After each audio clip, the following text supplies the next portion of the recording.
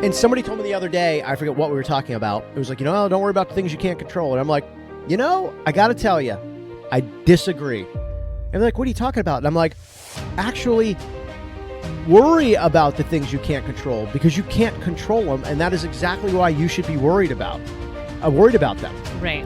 That's what worry is for when you can do absolutely nothing about the situation. Oh, my body is full of worry. Yeah, over things you can't control. It's awful. Yeah.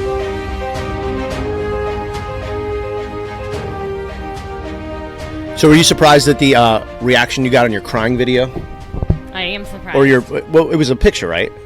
Yes, and it was weird because I took a picture in the middle of me crying, but I was having such a meltdown myself, and that doesn't happen very often to me. So I was like, well, you know what? I'm just going to share this moment. I'm surprised at how many other people talked about their, you know what I mean? Like they're like, oh, I have freakouts every day, or I melt down all the time. Well, I think it's important for people to know that they're not alone. So in that moment when I took the picture, people saw like I was really upset. Big red crying face is what they saw. It was a big ugly cry. Yeah. And I think that it just made people reach out because they felt bad because they're also going through it. But it's nice. People supporting you and, taking the time to write. I was surprised. And it was like a lot of strangers. We don't know them. You don't know them. Well, and I feel like they're new to the page, Yeah. Yeah. Yeah, it was kind of interesting. It was like, yeah. You can but do. It's very nice. Yeah, you can do a lot of stuff, but then, you do something like that, and whatever word you want to use, real, raw, authentic, or whatever the buzzwords are, but no, it actually does like turn it. People are like, whoa, I do big ugly cries too. Yeah, I'm not Instagram perfect. I don't do those things. So it is good. Yeah. And that was a big, ugly cry. That was, you can't fake that one. Sometimes you see people post things and you're like, I don't know if that was a little doctored. That was a little staged. Like, I don't know, those, like those influencers and everything. And they'll do like this sad face. And I'm like, oh, stop. Like, no, that was a real moment. I saw the lines in my forehead. Yeah.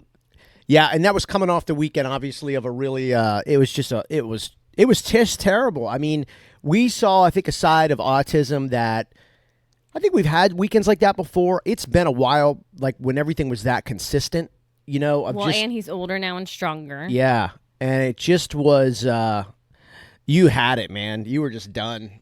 It was, it was weird for me to watch it all just slowly fall apart over the course of like 4 or 5 days. It was like, oh, this is just, it's trending in the wrong direction.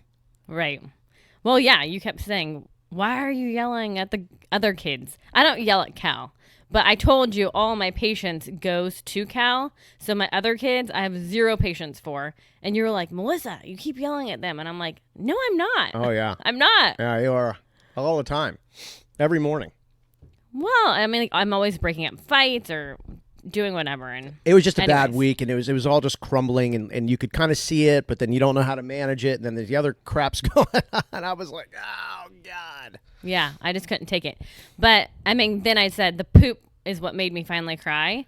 So yesterday was a much better day. I definitely felt down and drained. It took me a whole day to get through that. But I had to miss the girls' football game. You took the girls, and they won. It was the playoffs. They won. They're onto the championship. Yeah, that's super exciting. I'm happy for them. They were so nervous and pumped up and excited, and they won. Yeah, and they were disappointed because I couldn't make it, but it was going to be dark and cold, and I just did not want to put Cal in that situation. So there's definitely sacrifices that come along with this. But I literally was sitting on the couch, and I'm like, oh, yes, I'm going to have a good night. Nope. Comes around the corner with 2 handfuls of poop. I got home, and I was like, something doesn't seem right. Yeah. Sure enough. You're like, yeah, I just got done. He's walking around with poop. I'm like, oh, my God. And you literally can't even get mad. And I'm just like, I should have expected it. So 2 handfuls of poop and water spit on the iPad, and that was it. So, I mean, I'll take that over 3 days of back-to-back stuff. Yeah, but this morning, I mean, it was like none of that ever happened. Everything was really, I don't want to say fine, but it was fine. It was fine. He's pretty good in the morning, like right when he gets up. He's doing this new thing where he goes to bed late and then he wants to sleep in. Yeah. So he's pretty like groggy in the morning and calm. It's kind of nice. Well, yeah, but then last night we didn't go to bed till after midnight again because he didn't go to bed till late. So that's sort of like, it just changes your schedule and everything like that. But yeah, he did have another thing last night. And the thing too that I got to probably work with the kids a little more. They are unintentionally though guilting you when you can't do all their sports stuff. Yeah, and I can only handle so much. And you're actually the good one telling me just don't put yourself through it, Yeah. It's because it's a lot. It's a lot. You could just kind of see it from afar. Like if he went last night, it was just going to throw everything off. And you're coaching. Yeah, so you don't have any help when you're there. Right. And you just never know are we going to spend all this time setting up and then he's going to want to leave and then you have to tear everything down, or is he, when it is actually time to leave, is he going to freak out because we're leaving? Right. When we get in the car, is he going to freak out because we'll take him home, or will he say ice cream, or go right, go left, go straight, and if you don't go either one of those directions, meltdown. So you just have to look at the possible end results. Like, what are all the possibilities that could happen, and is that any or all of that going to be worth it at 8:00 at night on a Monday? You know what I mean? Right. And then even Tyler had to miss jiu-jitsu because I didn't want to have to sit in the car for 45 minutes with Cal in his car seat. It's just coming off of what we came off of. You've got to start checking things off the list to really make things just simple, right? Like what is just the path of least resistance, which I'm not a real big fan of like that. But then you have an autistic kid and you're like, oh, please sign me up for path of least resistance. Right. Like I'm not a fan of that in like, business and things like that.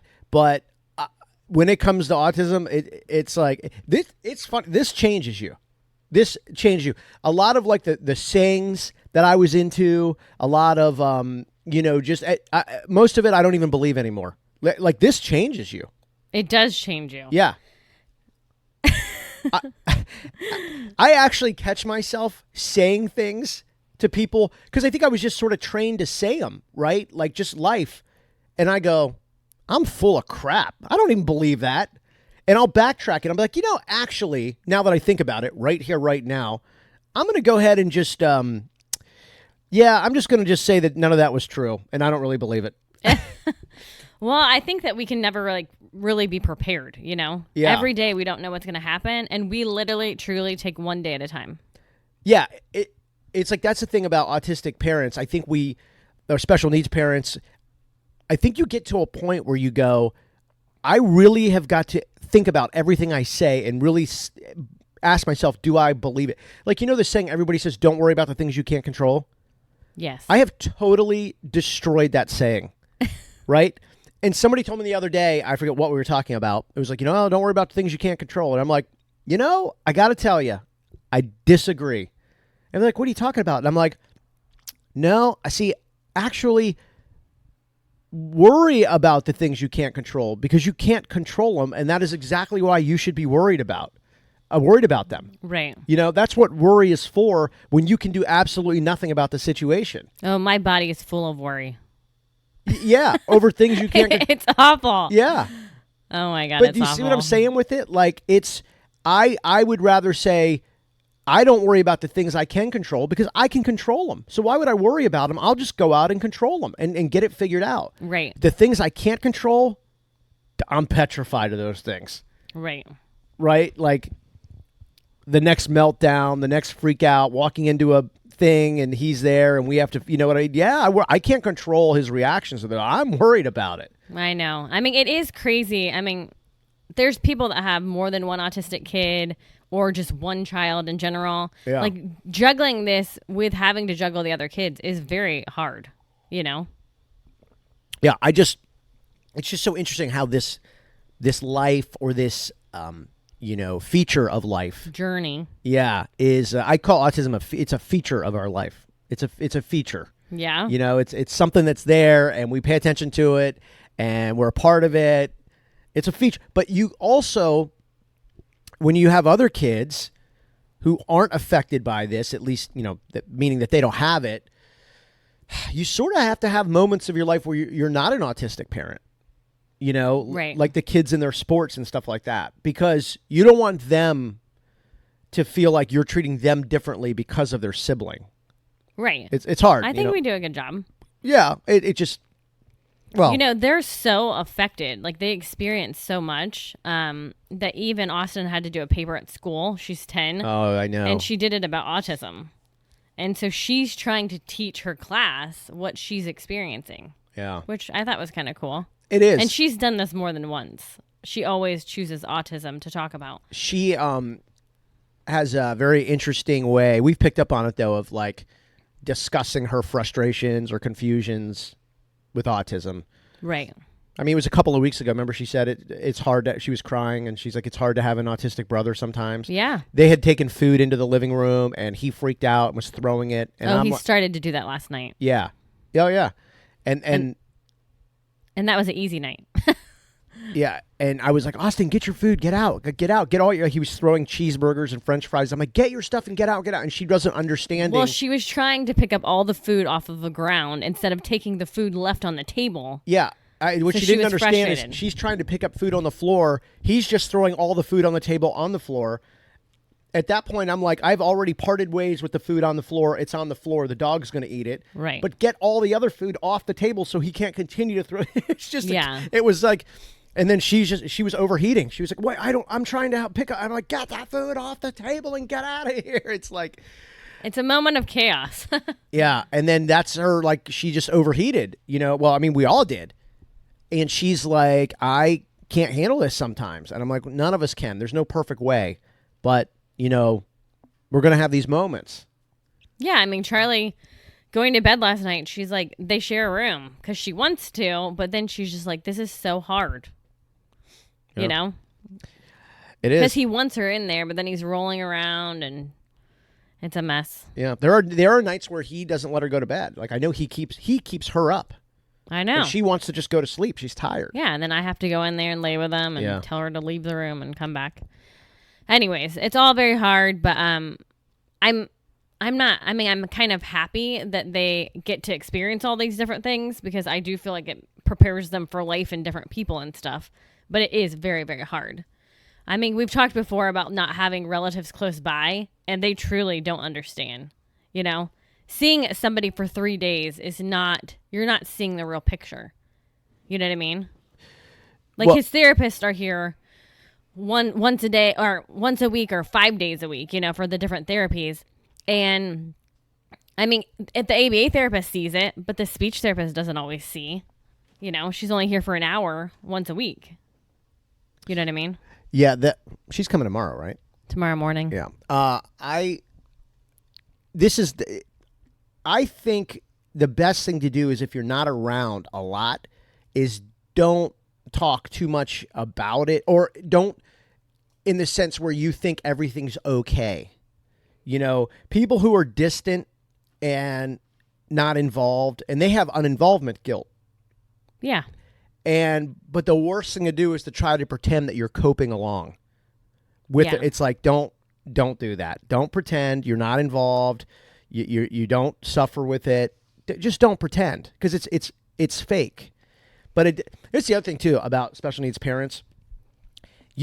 You can't fool us. You know what I mean? It's like, we've seen it all. We've heard it all. You know what I mean? Yeah. It's like you really are you can just look at somebody or listen to them speak or have a conversation and really get a good read, because you're like, listen, I have very little time for the BS. Right. You know what I mean? We've talked about this. It's like people come to the door to try to sell me, hey, I'm not selling anything. And I'm like, oh, dude, I have 5 kids and one of them is autistic. You just I know. kick rocks, pound sand, you're out of here. You know what I mean? It's like, I just goodbye. You know what I mean? But goodbye. Yeah, but it's just better. I don't know. And you hear it from a lot of people. It's like, it's okay to ask. I think that's great, to open conversation. Is there anything I can do that might help, even though I'm far away and not really involved? But when you start doing the whole, oh, he looks great, he's having fun, he's so cute. It's like, oh, okay, thank you. It's the same thing over and over, but you're not involved. Or I see other autistic kids. I know what they do. Like, Yeah. they're all different. I know. Well, we've talked before about my ex-girlfriend's cousin's sister's cleaning lady has an autistic kid. And you're like, oh, really? Well, how much time could you have really spent with those people? That sounds like... Right, but they're super smart. Oh, yeah. Oh, that's the thing. Yeah, but they'd freak out and this and that. But man, they're really smart. I know. Oh God, it's like a tagline, That could almost be its own line, but they're really smart. Well, and I see memes about this too. It's like, don't tell an autistic parent you understand if you're not an autistic parent, because you really don't understand. Yeah. Or you have to be in this world. And I know in the beginning, God, we probably did it at some point to people. I mean, I don't know. In the beginning, it's natural. It's like muscle memory. It just happens. Right. Well, he looks fine. Well, he's cute. Well, he's so sweet. Well, he plays so well with his sibling. Yeah, it's a guess. I know, but none of those things really have anything to do with autism. I got to tell you. Like, it just, I know. I know that the muscle memory is like, let's say something positive or something that makes me feel good. And in the beginning, I think it is easy to kind of, as the parent or caregiver to go, oh, yeah, you're right. Yeah, he does. Yeah. But as time goes on, you go, okay, no more fluff. No more fluff. You know what I mean? It's right. Just, okay, thank you. Yes, I get it. He's smart, plays well with his friends, looks good, catches the ball. I mean, it's like, okay. You say fluff, and I'm like thinking about the couch and him with the fluff. Pulling out the couch fluff. Yeah. So after coming off of a long weekend of destruction, his ABA therapist told me to go through all of his toys, basically do get rid of these toys and bring new toys in. And because he's almost 5, well, developmentally he's not. So I'm like, what kind of toys am I supposed to be looking at? Because for Christmas, as far as choking hazards, I'm looking at 18 to 22 months. Like, that's hard. But basically, we have to redo everything to keep his mind going and from being bored. And which could be good or bad, right? He could have a great reaction to it, or he could totally unplug and be like, I want my old toys. I don't know what these toys are. I'm not into it.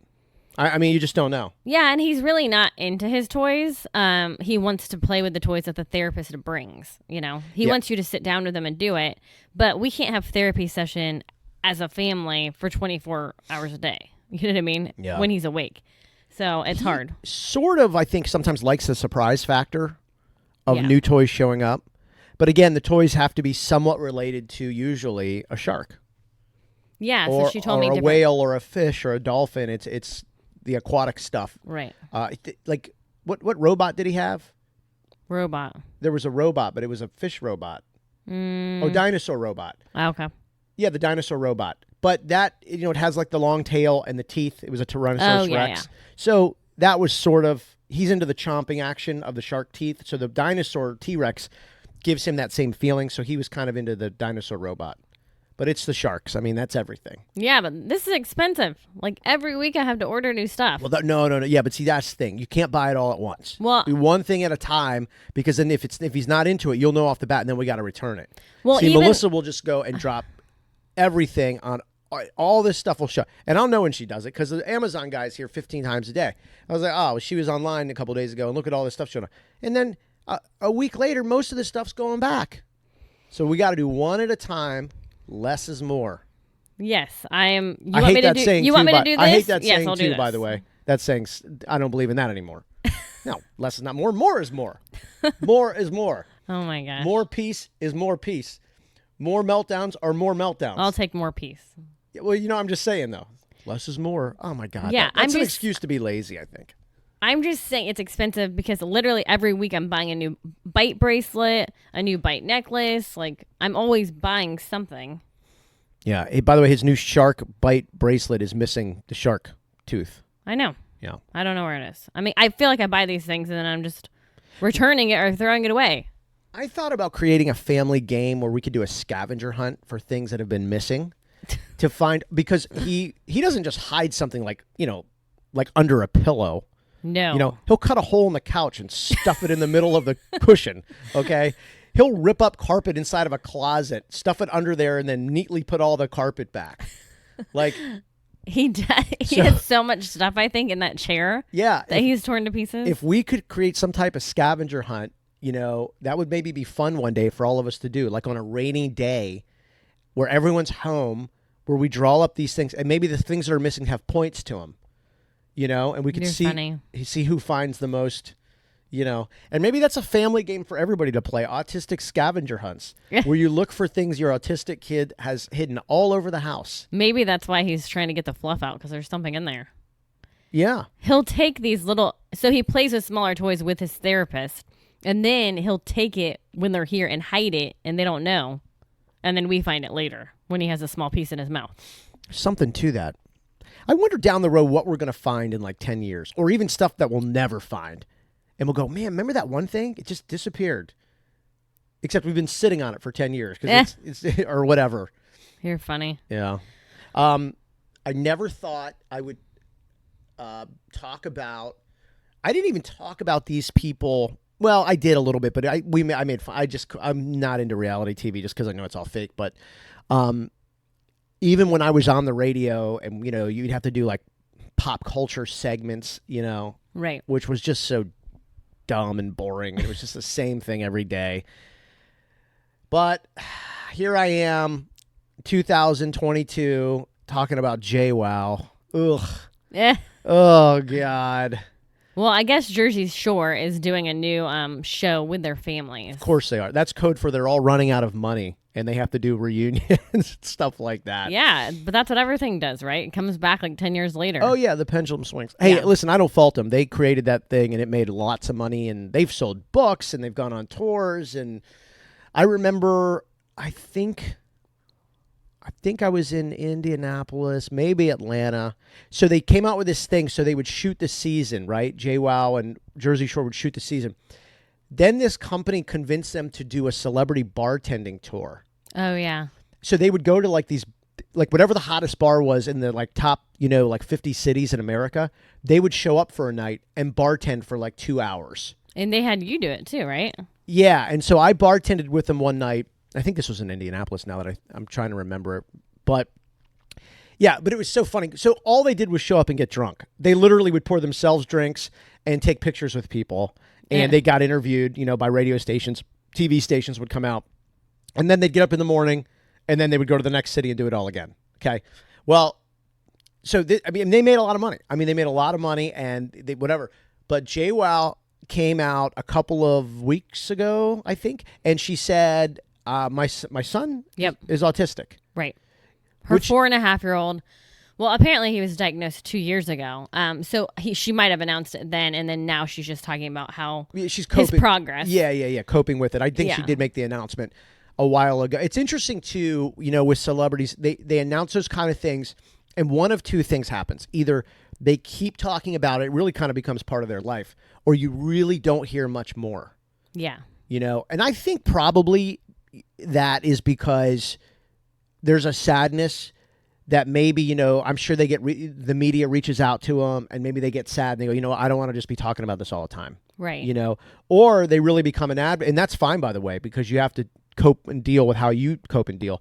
But I think the other side, though, is it's like, no, I'm an advocate now. This is my life. This is what I'm going to talk about a lot. Right. So she kind of didn't mention it too much, but now she's talking about it.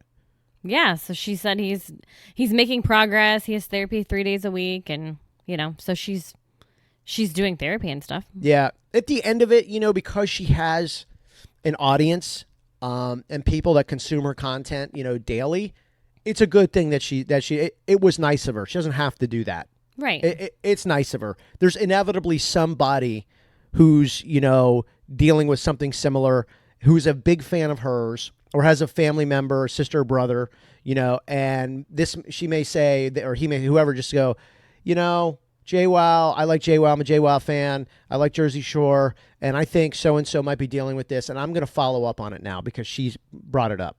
Right. Yeah, inevitably. Yeah, it's true. It is. It's like, it's almost like, she has become an endorser, an influencer in the space, just because of, her following. But just by one statement, just by saying one thing, inevitably it'll help one person. It really will. Well, and it could be helping her, because then she even said, thank you for everyone that reached out, So then she started getting messages and stories. And just from the cry picture I put up the other day, I had people messaging me And it does make you feel, and I was going back and forth last night with a mom that also has 2 autistic kids, and it's just nice to hear what other people go through. You know what I mean? Yeah. I mean, is it weird that, or I don't, maybe it's not true. Do you think people relate with other people best by seeing them A, at their highest in life, or B, at their lowest in life? Because I think lowest. Yeah. Which is, so if somebody's like, hey, let's say a friend, right, that you've known on and off for years, and they're like, hey, I just started a company a year ago, and you wouldn't believe it, like it's gone through the roof, and I've just been acquired by another company, and I sold for $50 million, whatever. Or, folks, one of my kids is autistic. I'm crying every day. I'm unhealthy. I'm at the bottom of the barrel. I'm depressed. My anxiety's taken over my life. I haven't slept in days. I'm drinking too much. I have negative thoughts. Don't you feel like people are more inclined to want to relate with you at that point than the first one? Yeah, because I think they want to help build you up, And again, say you're not alone, and I'm experiencing this too, and you know what I mean? But is it because I think they care. Okay. Well, that's good. And then they can relate when they have bad days. Yeah. And maybe they didn't talk about it. It is this stuff fascinates me. Like how people react. They'll consume what you're going through and then their reaction on it. It really is. It's super fascinating. I remember when he was diagnosed and we found out, and I had been talking about it. No, I don't even think I was talking about it then. We had started that Facebook page, when you were on the radio. Yeah. And just about our family and stuff. And then we kind of started going through the process, and he was going to get diagnosed. Like I was scheduling the appointment and stuff. And I came out and told everybody because I felt like so alone inside. Yeah. And I'm like, I don't know if I want to talk about this, but then I'm like, you know what? I think I feel better if I do. And then I just came out and talked about it, remember? Yeah. And I did a video then crying. Yeah, I remember. Yeah. I remember. But I think it's better to talk about things. I think because I remember when you did that, I didn't really know how to feel. I was like, it was almost like being in a movie. Well, and I was like, this is not real. Yes, it is. I don't think you knew I was going to do it that day because you were at work. And then all of a sudden, people from your radio station yeah, that's exactly right. saw the video and started coming up to you. And you're like, oh. Yeah. I guess I should have told you. No. I mean, I think you have to do these things when you have to do them. Yeah. I was surprised, but I was like, hey, okay, here we go. Yeah. Let's go. And then I've been talking about it ever since, and I think it's good because you do find out new resources and support. And literally, I'm messaging a stranger last night, and I felt better messaging her than texting a family member that has no idea what I'm going through. That's interesting. Yeah. Like, you should tell that person that. Like. Yeah, I should. Yeah. That's like pretty powerful. But it made me feel better because she knows what I'm going through. She's going through it. That's pretty powerful. But I would imagine, like, if somebody messaged me, like a stranger, about something, just something I know about, right? And I helped them or gave them some advice or whatever. And if a week later they messaged me and said, "Hey, I just want to let you know, our conversation about this really meant the world to me, more so than even talking to like best friends and family. Thanks so much." I'd be like, "Damn, that was meaningful." Yeah, I should. Yeah. I wonder if anybody will ever send me a message like that in my life. Probably not. Maybe. But you know what I mean? Like, I had family members reach out after that picture and stuff, and it's just like, thank you, but I don't want to have to explain what's going on in my life because you don't understand. Yeah. So I'd rather just talk to this stranger. I'm not going to get too into it. Through it. Somebody wants somebody in your family. I don't know who it is, but I know they're whatever. And they're like, reach out and talk to me. This is what family's for. It's my cousin. Yeah, I'm like, it's very nice. Yes, but it's like, no, family is not for just reaching out when things are going terrible. That is not what I mean. Well, some people think that. I know. That's just, I'm sorry. My definition is that's no, that's not what family's for. Hey, when you're at your lowest, you can always call me. Gee, thanks. I'll never. She was being nice. I know, but again, it's not this autism thing changes you a little bit. I know. It's like, who are the real dogs? Who are the ride or dies? Right? Yeah. And it's fine, because really the answer to that is probably next to nobody, right? But it's just, I don't know. We talked about it the other day, so I don't want to go over it, but it's like, we just don't have time for the fluff. Like, it's just, we're so inundated with this or that. Every time my text goes off, my phone rings, I'm like, oh God, please don't be cow school. Seriously. Like, it's like, I'm just like, I hope everything's okay. I just want everything to be okay. Well, and I said, I worry about the things I can't control, because you can't control them. Well, and we talked about like how therapy is working for our family. It's working for Cal, and honestly, his therapist is now my support. Mm-hmm. Like she's supporting me. She's really good. I mean, I don't even know. She's just very good at handling us. It's not just Cal, right? Like, she's very patient and explain. I ask her a lot of questions now. Good. Yeah. Well, but the only reason I do that is because she makes it comfortable to do it. Right. You know what I mean? Like, she's made it that it's like the channel is open and free and clear. You know what I mean? So we can, and I'm sure I've asked questions that are dumb, but she never makes me feel that way.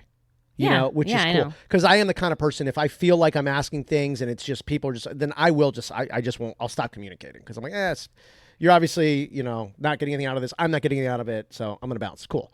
Well, but I mean, she's very good at, the process. She's created a nice process. Yeah. So I had talked about like the destructive weekend, and then she told me things I can do different because I am learning. But one thing was like the carpet and how we pulled it up, and there's whatever. And it's just, it's nice to have a different set of eyes seeing and telling me what to do, because when you're in the moment, you don't know what to do sometimes. You know what I mean? Like, there's like so much going on, and you're just like, I've lost all control, and I don't know what to do. So I literally cut the pad underneath the carpet and just vacuumed everything, and then he could only reach a small part of the pad that I can't get to. So I think we solved a problem there. Yeah, well, I don't know. We were talking about carpeting in half of the house because he falls a lot, and it's just the tile, he's bumping his head. But now I'm like, is he just going to rip the carpet up? I don't know. I mean, I don't know. And the other thing is, terrible. I'm thinking about, that's a major change. Mm-hmm. Is he going to freak out and go, I hate carpet? I don't think he'll do that. But God, if he does, then what? We got to rip the carpet up? Well, I think he'll like it. I mean, he has like a feet thing. I forget what she called it. Yeah. Something with the bottom of his feet. So we have like these they're not tiles, but rubber tile things that connect, that have like different little textures. Mats, tile mats, yeah. Yeah, so he can walk on it. Yeah, they have like prickly things. Yeah, which are really prickly. Yeah, but he likes being tickled. It's sensory stuff. Yeah, he likes being tickled dangerous. and the Yeah. I was just thinking about this episode here, which we'll wrap up in a second, which probably means we'll talk for 5 more minutes. I used to do that when I was on the radio, and the consultants used to get so mad at me. Really? Oh, yeah, because I would, hint that we're wrapping up the segment, whatever, but then just keep talking, or take another phone call, which turns into a few more minutes. Right. Oh, my God. These clowns made so much money telling me to stop talking. It was so funny. Like, so every time I say, all right, we're going to wrap this out, I used to think about the old days of radio. All right, well, we're going to get to this song, and Lisa's on line 3. What's up, Lisa? Oh, they used to drive them crazy. How funny. They would email me and go, what do you mean we're going to play a song and then you talk to Lisa on line 3? I'm like, oh, shove it. You know what I mean? I wanted to talk to Lisa on line 3. Like, that's why. So, oh, my gosh. Anyway, you said this episode. No. Oh, this episode itself is like Autism so much. I don't even know what to name this episode. I was just thinking, what am I going to name it? I think I will name this episode, this episode is so much like Autism, I can't name it. Because there's so many different, you try to find the one thing that most of the episode's about and give it a title, and you want to make it somewhat quick and interesting and everything like that. It's impossible. Because I'm not going to put JWoww in the title. There's no way. Yeah. There's no way I can do that. I'll never forgive myself. And I like JWoww. Well, but, good for her for being a good mom. Well, that's what I'm saying. And she has another kid, so. She has 2 kids. Did Yeah. she marry a guy on the show? I'm not sure. I don't really know. You don't know? Wow. No, I stopped. I don't have time. Oh, that's right. The only thing that I like to I watch. swear to God, if I look that up today, I'm going to jump off a bridge. If What? I look up who JWoww's married to, if I Google that, I'm at an all-time low. Eh. I literally cannot do that today. Please. I don't want to know. But it doesn't matter now that we've said it and we're in here, this makeshift studio with these computers and microphones and everything. My phone is going to feed me some point today JWoww and her husband. I'm getting Oh, it. yeah. Yeah. Or buy It's JWoww's listening. book or subscribe to JWoww's podcast. I'm done. I'm done. That's funny. So I don't know what the episode will be titled. Those are the things that run through my mind. So do you like that, or is there a better name you think? I think that's great. Yeah. This is the point where the consultant is going, Or less is not more. More is more. less is not more. Could be interesting. It's much quicker. Yeah. So this is the point in the consultant phone call where they're like, do you really think that people listening care about what you're going to name the episode? Do you really believe that? Well. And I used to just say, is that a question? Like, do you want me to answer it? Like, I don't know. I mean, it's there. It's what we talked about. Like, I mean, I don't know. We put it out there. Like, what, oh, God.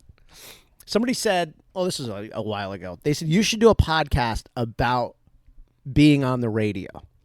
Like, all the stuff, like everything about it that was fake, because a lot of it's fake. I think you should. But the celebrities that you meet, but you probably can't talk about too much or they're going to be suing you.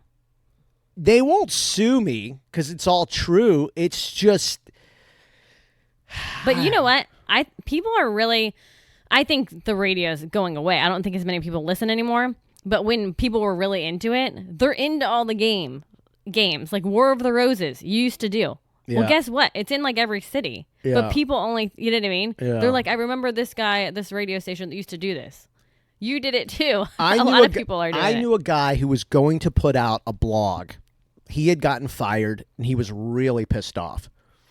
And he was going to put out a blog about the fakeness of radio. But he was young. And I told him, I said, hey, I get it. I think it's fun. I said, but that's a flash in the pan blog. After you do that, dude, I don't know that you're getting hired for a while. I mean, you will. He's a talented guy. I was like, you'll get back, but this is going to cross you off. Like, and if you don't care, that's cool. I mean, whatever. I'm just saying, if you're trying to stay in the business, I said you could forget about getting back on music radio. You're going to be a talk guy, and whatever.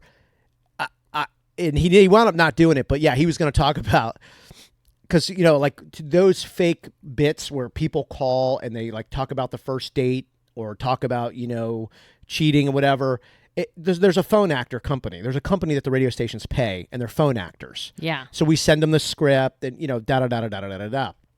And so he wanted to uncover all of it. He knew some of the phone actors. He was going to get them to confess that it's all fake. And I'm like, dude, like do that when you're 50 and you've got a lot of money and you don't need this anymore. But I was like, you're too young to uncover this. Well, I think it's fascinating to people because I know this stuff married to you, but other people don't know it. So I think they would like it. But you said it though, because many people do not care. They're not passionate about the radio and what's going on. They're just not. Well, I think they would just go, oh yeah, I remember back in the day, 15 years ago, I used to listen to radio shows. But I don't listen to them anymore. Yeah. They listen to podcasts and... It's podcasts. It's just streaming content. They're just streaming other things. I mean, but whatever. All right. Anyway, like I said, it was about 5 minutes ago where I said we were going to wrap this up, and then I went on a tangent very unrelated to autism. I've said myself, I believe I could have something on the spectrum, and I'm not joking. I'm not making fun. This is I've said this for a while. Yeah. I believe I actually think you could. Yeah. You have a very sensitive ears. You can hear something like I don't hear in the other room. Yeah. I have left bars and restaurants before because people next to me are eating poorly, loudly. Yeah. See your ears. Yeah. You hear. But I also have a very strange focus. I can really, if I focus in on something, it's not like other people. I don't understand it sometimes. Yeah. And your brain never stops going. Yeah, I hate that. Well, I mean, when he was diagnosed, the doctor said everyone's on the spectrum somehow, Well, what's her name's husband? I read he just got diagnosed, the comedian. What is it? Laura Cleary? Yeah. Yeah. Is it Cleary or Clary? I don't know. Doesn't matter. But see, it matters to me. So, I've got to know. I don't know. Is it Laura or is it Lara? Oh my God. I don't know. I'm going to go insane. I hate that. Who is Jay Well married to? I have to know, but I don't want to know. Anyway, I think when you get older, they don't call it autism. It's neuro something. Oh, is that the neurodiversity? Yes. I think that's what he said it is. There was an episode. I just can't tell if everything they do is real or not. They do like skits. Yeah. Well, I don't think they'd lie about that. I mean, yeah. Well, they were talking to a doctor, and it was a long video. I couldn't watch it all, but so the block title was "My Husband Has Autism," and I'm like, I wonder. I would be interested because they say, I don't know. Yeah, you can do different tests and stuff, and they can say where you are. I mean, I'm not looking for a diagnosis. I'm functioning. If I am, it's fine. Right. But I'm just curious if I have some of the things, especially you're right though about the hearing and the sound. Everything's very sharp. You're very sensitive. But I wonder, but it's for me, it's like the intense focus. It's very intense. Yeah, but it's good. Well, I think it's good. Yeah, so sometimes, right, depending on, like if I have a situation, it's all I'll focus on, and overall, I think the results are good because I focus on it. I give it attention, and I can usually get a good resolution. And I'm not saying this because of before, but you are very smart. Well, you are. I appreciate you saying it. That's just going to come off as, What? I don't know. You are. Like, you're super smart. Actually, we just met friends the other day, and she was like, I just thought you were some dumb DJ guy. And now, since let me tell you something. That woman had a lot to say about me. Yes, and that was one of them that was nice. Yeah, well, I mean, a lot of people, I don't know. I'm not going to say that. Whatever. She said... Sunday. She said you're very smart. And she's like, I never knew that you could do all these things, Oh, yeah. No, she's really nice. She was giving you a compliment. No, I know. That was just such a fun day of a lot of other just craziness. Fun craziness. Right. But yeah, then she said, you're really smart. And she goes, I really, honestly, when I met you, I thought you were just some dumb guy. They just played music. Yeah. And I was like, oh, you thought that? And she's like, hell yeah, I thought that. And I'm like, oh, okay, well. So it's funny. Well, funny to hear other people's opinions about you. Right. Well, I think we're going to wrap it up. This time I'm being for real.